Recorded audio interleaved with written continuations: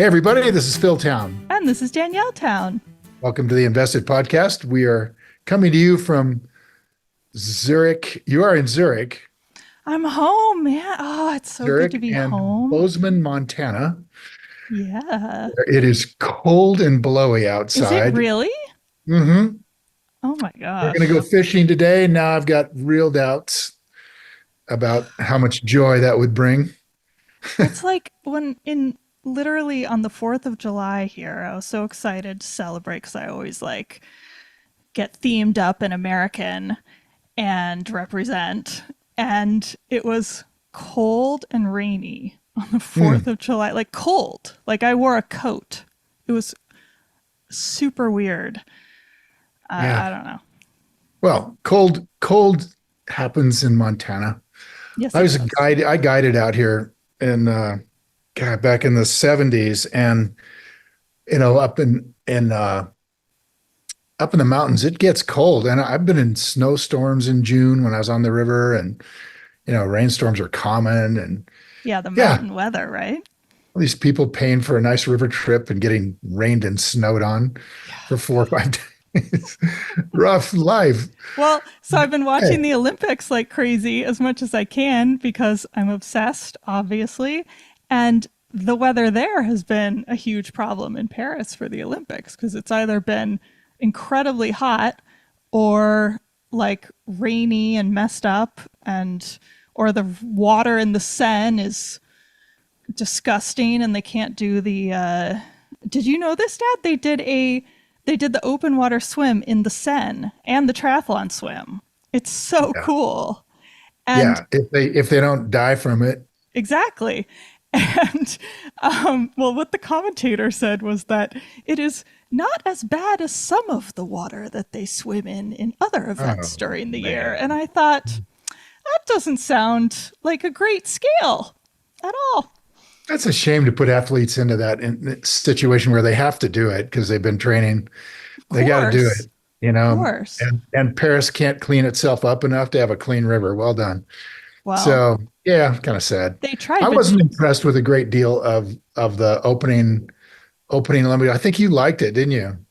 the opening Oh ceremony, yeah, I could hardly watch it. It it was was boring me to tears. unbelievable. It Oh was God, unbelievable. So, what a living as life. a Olympic watcher Mm. since the age of 0, I can tell you that opening ceremony was innovative. There have been a lot of really terrible opening ceremonies that are really, really boring. And they did as good a job of coming up with new stuff as I have ever seen in 40 years of watching the You know Olympics. what? You know what they forgot about when they did it like that? They forgot about the athletes. They decided they would make a nice TV presentation and make it very entertaining, but they forgot about the athletes. And I remember vividly Becky Holder, who did ride our horse Can't Fire Me, and almost got to the 2012 Olympics. He Mm-hmm. was the number 2 horse on the American team, and then he got hurt in June, right before July. So, and Becky had represented the United States in China and in Japan and um, In world championships? Or... in the Olympics. Oh, in the Olympics. Okay. Yeah. And we got an offer on the horses. The way things work with the horses deal is you can't own a horse for the Olympics if you didn't own it in the previous calendar year. And so in December, we got an offer for Can't Fire Me for $1 million or so from the Saudi Arabian, somebody with connected to the Saudi Arabian Olympic team. And Becky sat at our house and cried because she owned 1/3 of the horse, and $330,000 would be quite a lot of money for her That seems like in a her life. lot of money. Oh yeah, they pay him for that kind of stuff. And Melissa and I were really we just wanted to do what Becky wanted to do, and we bought the horse to go to the Olympics. So here we are. We think we're on their way. We're the number 2 horse in America in December, the year before the Olympics, 2012. And we get this offer, and Becky cried, and we said, "Why? What is tearing you apart?" And she goes, "I've just wanted to go back to that incredible experience that I had twice, and I want it again." And the Yes. experience is walking out of the tunnel into an arena with 100,000 people and the whole world watching. And Becky said it's such, you simply can't imagine what it's like for an athlete. They have you in the tunnel and they're telling you, keep moving, keep moving. When you walk Mm. out of the tunnel, keep moving. And because everyone walks out of the tunnel and is so shocked by the wave of sound and the enormity of it all, Oh, that you just stop. that you stop and Oh, just, even though you're supposed to keep walking, you know you're supposed to walk and you can't. You're frozen in your spot. And she said it's just, once you've had that, you just want it again and again and again. yeah, yeah. It's so true. And They those didn't do athletes that. in Yeah. Paris didn't have that at I will all. say though, So, they a lot of them said they had the best time ever on the boats and they were oh, good. like going nuts and partying. And if Yeah. you watch other opening ceremonies, it's not a party. It's very like serious. Like we're Oh, yeah. walking, It's a you know? thing, right? So it just, yeah, it was different. I agree. They didn't have I mean, I'm assuming, I actually haven't watched the closing ceremonies, but I'm assuming they're going to do a big stadium walk in thing. I hope. So, Well, I hope they get something like that. But then, so many of them are already gone. They've been telling them they can't stick around as soon as their events are closed. wow, you are a real downer on the Olympics. Well, I've read a lot about the way they're handling things, and the athletes are kind of like, and they want to stick around, of course, because there's this massive. It almost sounds like an orgy happens at the Olympics. Yeah, I It think just, that's fairly well known. yes. I thought you were going to be like poo-pooing that, but no. No, Okay. no, that's been around for a long time. Well, maybe we ought to move into something to do with investing here. Just Well, I wanted okay. to talk about a couple of things today. Yeah. Oh, do you? Okay. Because I was going to say that, the Olympics are filled with sponsorships. And I have been observing which companies are spending money on our athletes and which companies are less so. And I think Hmm. that's quite I mean, it's not investing exactly, but I would call it investing practice on some level. A little bit of awareness of what companies are putting money into Well, the you think that's a Olympics. good thing? Well, I think Like, if it's for you people own to that company, decide, would you right? be excited that they were Like some spending money people, on U.S. athletes? exactly, like some people would think that's a giant waste of money and not be into it at all, and other people would think that that's great and totally love it. So it's such a I feel like like it's a little bit personal. like to me, it's a little bit like the federal government taking money from me in the form of taxes and then giving it to people that I'm perfectly capable of giving it to myself if I think they deserve it. Except So that it's the I best could, advertising anybody can buy if right. you're So they do it, on they get, a right. person who wins the gold medal. But they're taking my money to do it. That's my money. They're It's sitting they're in like equity, spending it on totally mine. advertising. That's what they're Yeah, doing.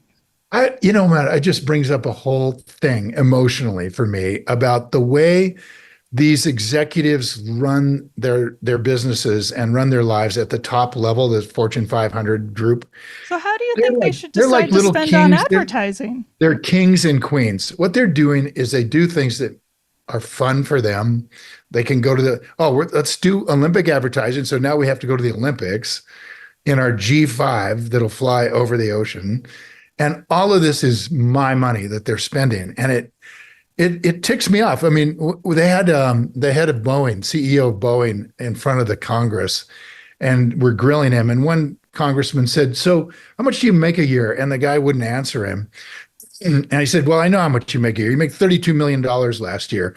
How do you possibly justify making $32 million for a company that is completely dysfunctional?"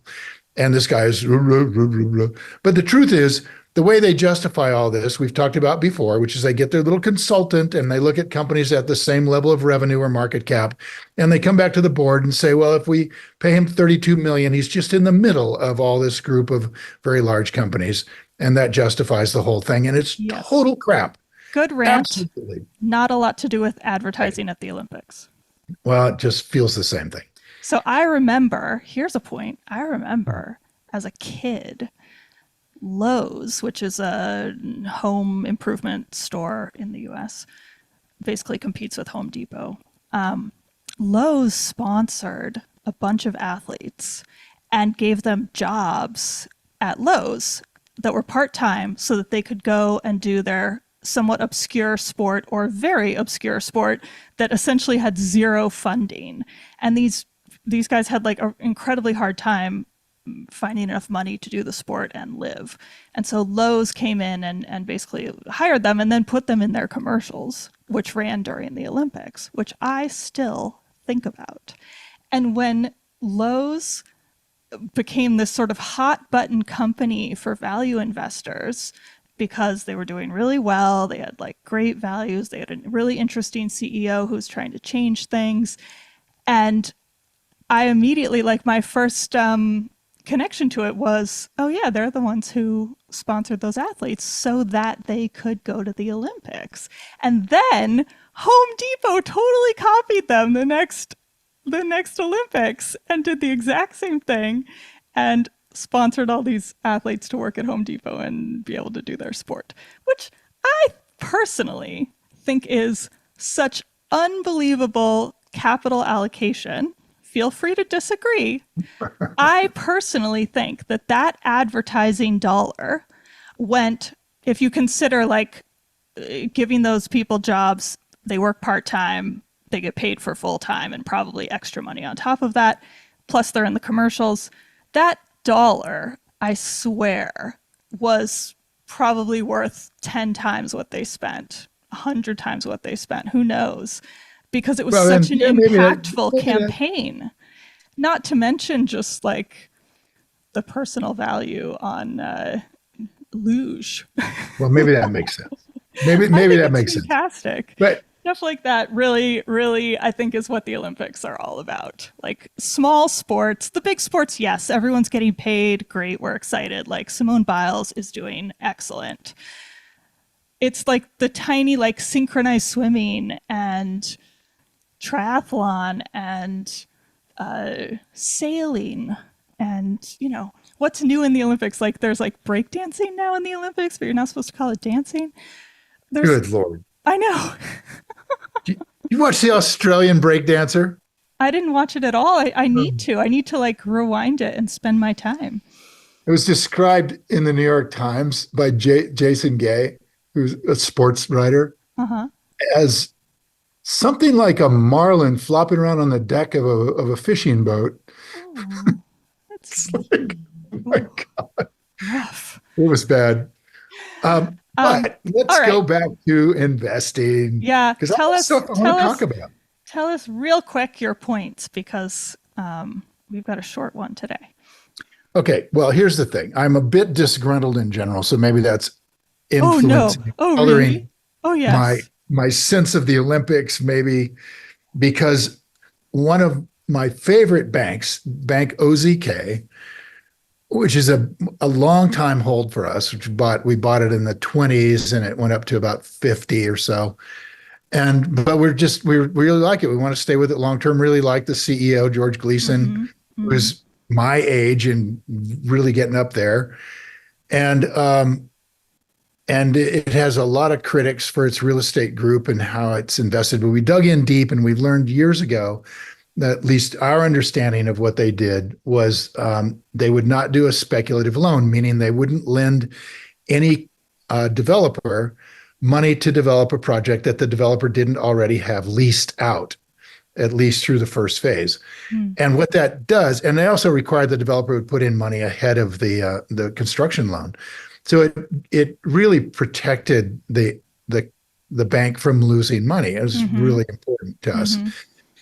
And an article got written about Bank OZK not a couple months ago that a financial reporter had dug up several loans that Bank OZK had made, including the largest loan that they've ever made, all of which were in trouble because they were lent to developers who had not leased out the property. And we went, what? Like, first off, we got caught a little bit with our pants down. We should have known this ourselves, and we didn't. We were just got a little complacent after years of owning this company that management told us the truth. And here's the lesson again and again. Okay, tell the lesson. Is that these managers will lie when they're under duress or they've made a mistake or they are trying to protect their company, they will lie like politicians. So, when I keep thinking everybody's going to be so truthful to the owners of the company, but they will not necessarily be truthful. And I can't say for sure that the management has been untruthful to us. It's just that our understanding that they don't do spec loans, much less the largest loan they've ever made, appears to be a spec loan. That's our understanding of it. Maybe they never told us that, but we think they did. And then we went back after we read this article, we went back to management and said, what's going on with this? And they said, no, we haven't made a spec loan since 2014. And here they've got this loan in San Diego to a company that's developing a life sciences building in downtown San Diego. Oh, you talked about this on the podcast a little. I can't remember. Yeah, and it just has turned out, we dug into it. We finally just realized, the story on that bank has changed. And here's the thing I want to teach you guys. When the story changes, no matter how much you like something, you have to reevaluate it in light of the new story. And this story is now, yes, we do seem to make spec loans, even great big ones. Yeah. But we can justify it by all this other stuff. That is a huge change to the story that we understood with this bank. So here's what we did.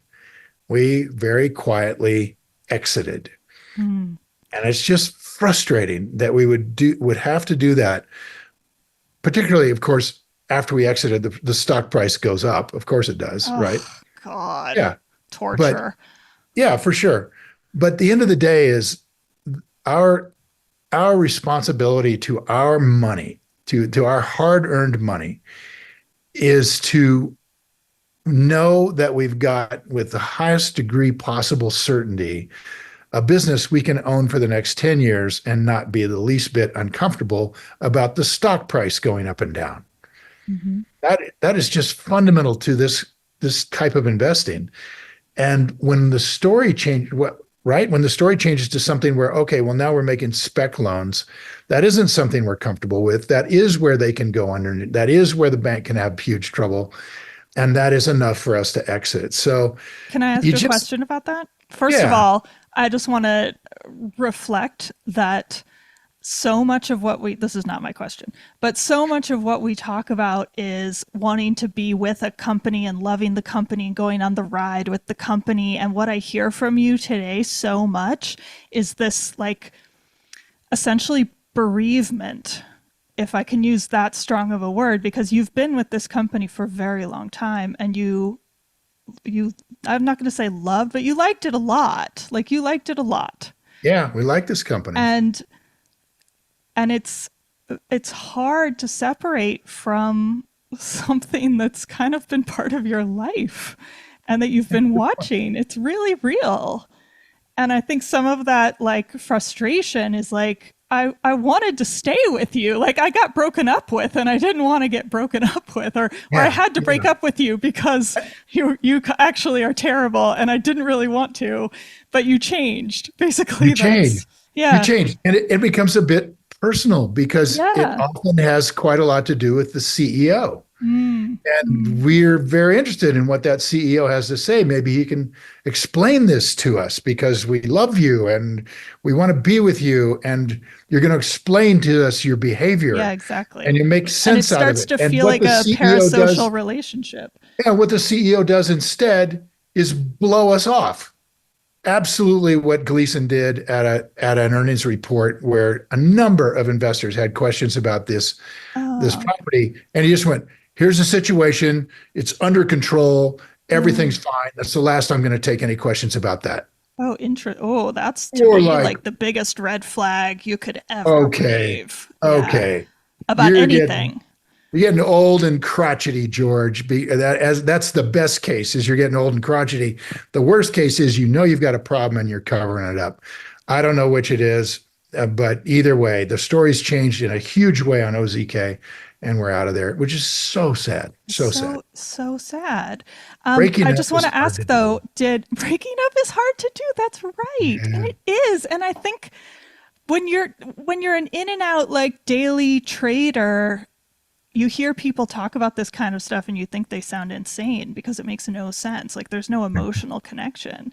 But Right. when you live for years with with a company, with the people at that, a company is just its people. So with the people at its company, like there is some sort of weird like parasocial relationship there.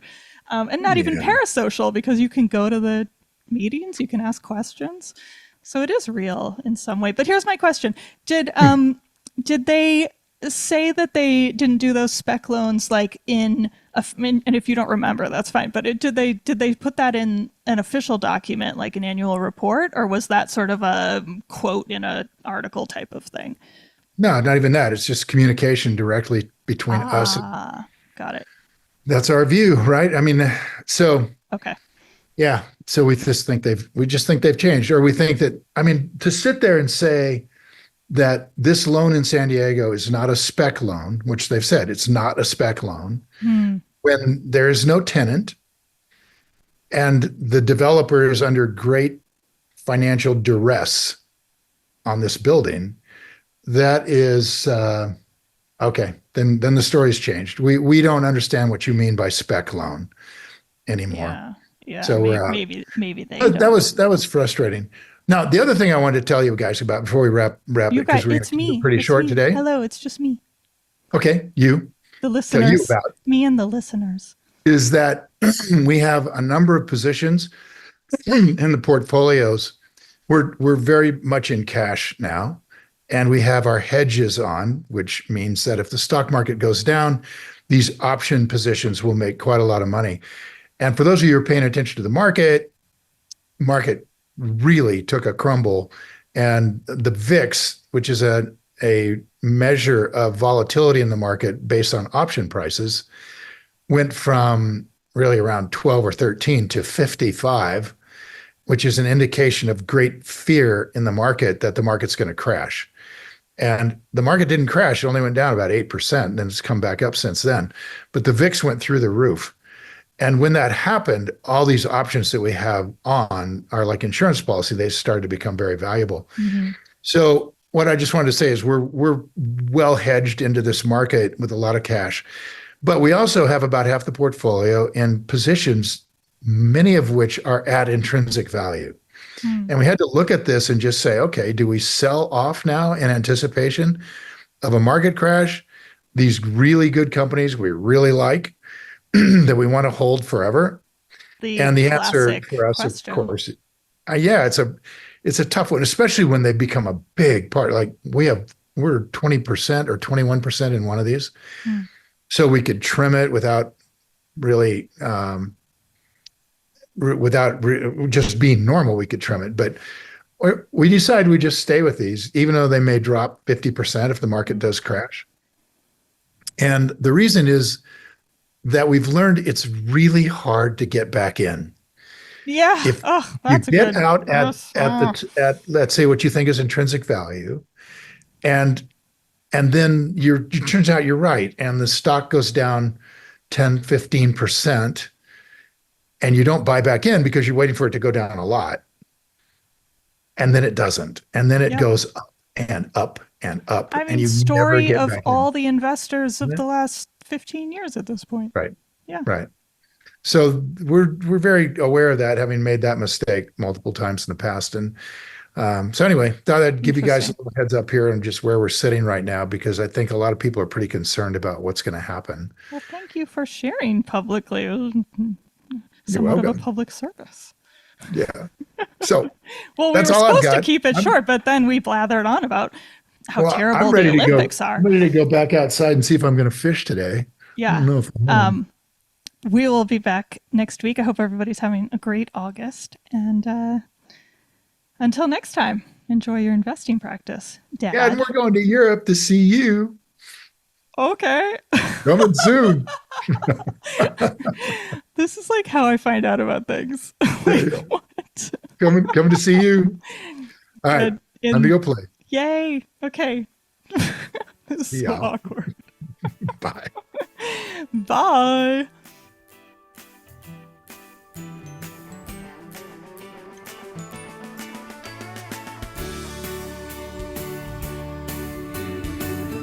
Hi guys, thanks for listening to InvestED. If you enjoyed this episode and you want more information or to listen to additional episodes, visit our website at investedpodcast.com and sign up for my virtual workshop right there.